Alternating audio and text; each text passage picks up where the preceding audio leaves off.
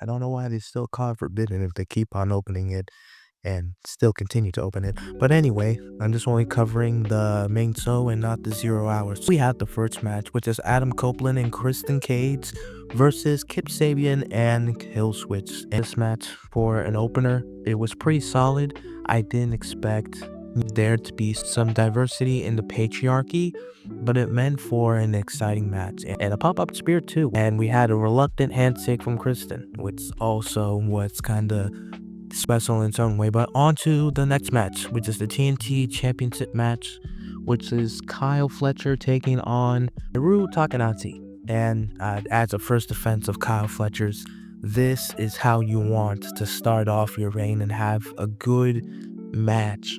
That match, it was something special, and for his first TNT defense, it sets the bar high on what he is likely to achieve. Had lots of excellent counters, lots of sequences that I liked, firing everything off until one opponent is left standing, and that one person left standing was Kyle Fletcher, still TNT champion. And on to the next match, which I believe was the TBS Fatal 4-Way match. Mercedes, Bonazilla, Alex, Windsor, and excuse me.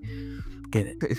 Total chaos. The MVP goes to Bonazilla because, let's just be honest, powerhouse in that match.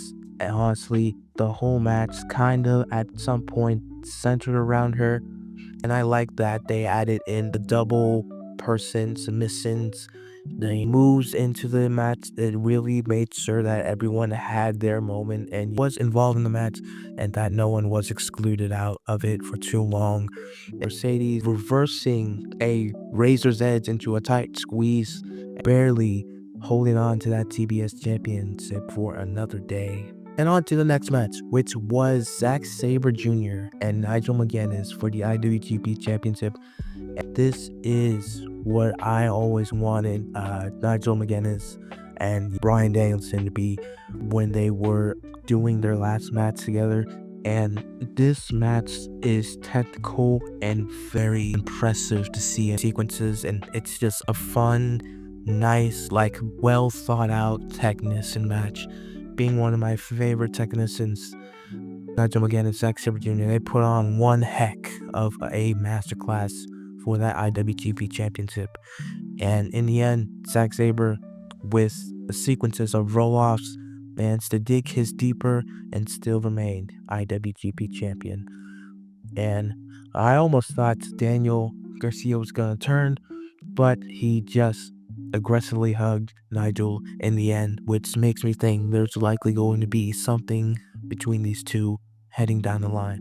Next up, we have the 3-way tag team championship match, which is Brodito, the Hurt Syndicate, and FTR. These 3-way matches that are so fun and exciting, and that, I don't know, Forbidden Door just had a lot of those matches where it was just tons of people getting into wacky, nice, chaotic, but also ever fun and multi-man matches. I feel like AEW has kind of are up there for one of the promotions I would say are really good with multi-matches, and this match was no exception.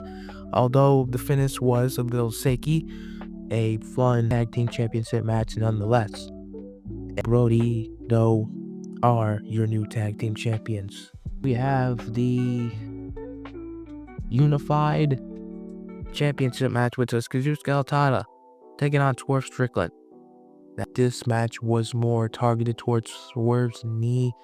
It was more Okada targeting the leg, and desperation on the part of Swerve. No matter how much moves he hit, he always had to take his time because that leg was still torn or injured it coming off the landing and hitting 2 house calls, missing the second one, and Okada turning around for the Rainmaker and retaining his championship. And then he comes in and batters him some more. They leave when Nana comes out with a pipe, and then Warlow comes and he returns and goes with the Don Callis family, which honestly, I don't mind. And moving on to the next match, which is the Women's World Championship match, Timeless Toni Storm versus Athena. I feel like throughout the match, Athena was just cleaning house. Had Tony on the ropes for some portion of this match. During that final moment, I thought it was still the deal. Tony would be not champion anymore. But a callback to Ember Moon and Shayna Baszler caught into a submission and for the tap out. That was just the cherry on top to their match, in my opinion. Another great women's world championship match from Timeless Tony Storm. But moving on to the world championship match, which is Hangman Adam Page versus MJF.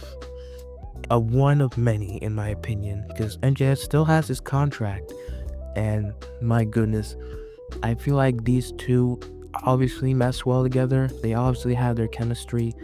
I thought during the last point when Hangman hit him with that contract, the ref would turn around and see that the paper and everything was discarded, but Hangman still managed to retain this championship. But MJF still has that contract, so anything can happen. And man, it just continues the storytelling with these two down the line. And we have the main event, which was a lights out match featuring the teams of Darby Allin, the Golden Lovers, Kota Ibushi, and Hiroshi Tanahashi versus and Will Ospreay versus the Death Riders, Gabe Kidd, and the Young Bucks. And Anarchy in the arena, but just inside the steel cage. And for what this was, this match really went on further than I expected. And I don't know, I just feel like AEW, like I said in the video, they have mastered these multi-man matches, because I just feel like sometimes it does have a slow start, but it gets so much more chaotic during the middle and near the end. This multi-match did not fail to impress me at every turn. Like, I could not say I was bored of this match at all. That tribute of Will Ospreay and how much he was here, the receipt from his hometown, it just adds to the impact. And man, I just love it. He has to go away, and I understand that. But when I think it's all over, boom, Death Riders, they do the same thing.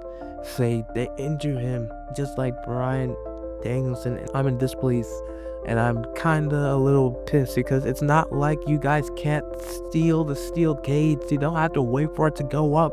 Like, what are you doing? That ending, leaving you feeling like you just saw something that you shouldn't have, and now you're left there dumbfounded. I wonder when the next time we'll see the skies be elevated once more. But until then, check out my videos. That STARZ unite.